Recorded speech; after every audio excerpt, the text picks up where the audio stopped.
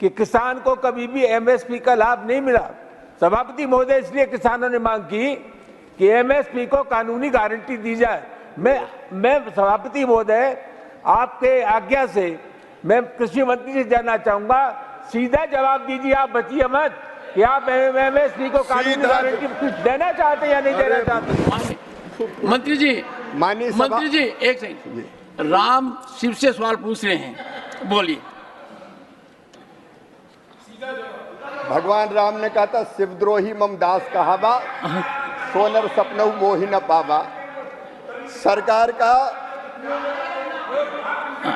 माननीय सभापति महोदय, प्रधानमंत्री श्रीमान नरेंद्र मोदी जी के नेतृत्व में ये सरकार निरंतर किसान के कल्याण के कामों में लगी हुई है। और मैं आपके माध्यम से सदन को ये बताना चाहता हूं कि एमएसपी की दरें किसान को ठीक दाम देने के लिए लगातार बढ़ाई गई है। ये गलत आरोप लगा रहे हैं, सरकार की 6 सूत्रीय रणनीति है किसान को ठीक दाम देने के लिए। एक उत्पादन बढ़ाना, दूसरा उत्पादन की लागत घटाना, तीसरा उत्पादन के ठीक दाम देना, चौथा अरे आप क्यों डिस्टर्ब करते हो माननीय सभापति? नहीं, रामजी लाल जी एक बार बैठिए, आप मंत्री भी रह चुके हैं, अनुभवी हैं, प्रश्न पूछिए, नहीं तो बीच में मत टोकिए प्लीज, इट डजंट रिक्वायर। माननीय सभापति महोदय, माननीय सभापति महोदय, हमें किसान विरोधी कहा जा रहा है। मैं कह रहा हूँ कि हम उपाय कर रहे हैं, प्रधानमंत्री नरेंद्र मोदी जी से जब बड़ा किसान हितैषी कोई है नहीं, और इसलिए उत्पादन का ठीक दाम देना, प्राकृतिक आपदा हो तो नुकसान की भरपाई करना, कृषि का विविधीकरण और प्राकृतिक खेती।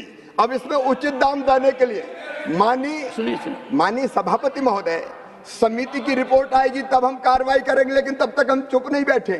मैं आज बताना चाहता हूं, समिति जो एमएसपी के जो दाम हैं, इसी सरकार ने, नरेंद्र मोदी जी की सरकार ने 2013-14 तक बाजरा के 1250 थे, हमने घोषित किए 2625, जौ के 1100 थे, हमने किए 1850, मक्का के 1310 थे, हमने किए 2225, रागी के 1500 थे, हमने किए 4290, गेहूं के 1400 थे, हमने किए 2275, तुअर के 4300 थे, हमने किए 7550।